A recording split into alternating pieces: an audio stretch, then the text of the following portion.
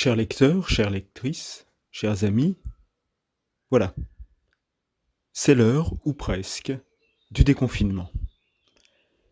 Nous espérons que les 2 petites doses quotidiennes de pastilles antivirus qui vous ont été proposées par 8 maisons d'édition sur ce blog vous auront aidé à passer le mieux possible cet étrange moment de confinement.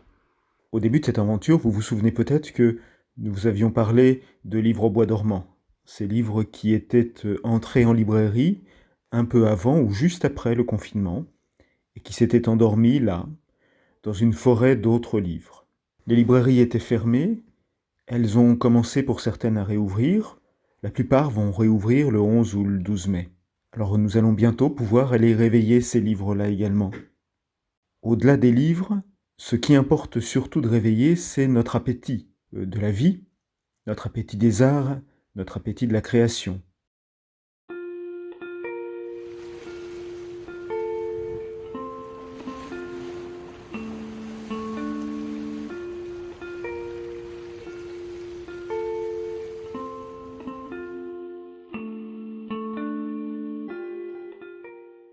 Les éditions Hongfei ont été créées il y a presque 13 ans maintenant.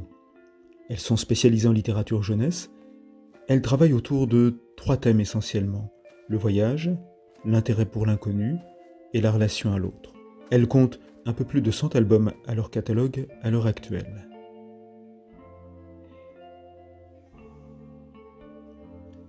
Quelques livres tout publics, des livres documentaires ou ce que nous appelons des livres témoignages, ont rejoint également le catalogue depuis quelques années, sous la forme de carnets de voyage notamment.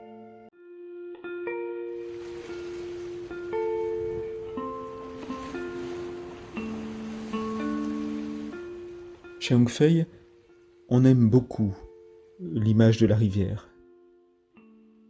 Elle est toujours en mouvement, on peut aller d'une rive à l'autre, on peut suivre son cours ou le remonter. Il y a une source, il y a un horizon indéfini, et il y a une eau qui ne repasse jamais 2 fois au même endroit. Ça définit bien la vie, non? Les images que vous venez de voir sont extraites d'un nouvel album qui reste à paraître, La rivière, d'un jeune artiste taïwanais, Mori. Le livre devait paraître en mai, nous vous le réservons pour septembre. C'est une histoire qui, dans un langage poétique, évoque le départ, l'hésitation et la peur devant l'inconnu. Et ça colle bien à la période que nous vivons en ce moment. Mais c'est aussi un livre qui évoque la joie de la rencontre, celle qui fortifie, qui transforme à jamais. Et puis c'est aussi une rivière qui permet le retour. Revenir chez soi, voir les mêmes choses, ne plus tout à fait regarder de la même façon.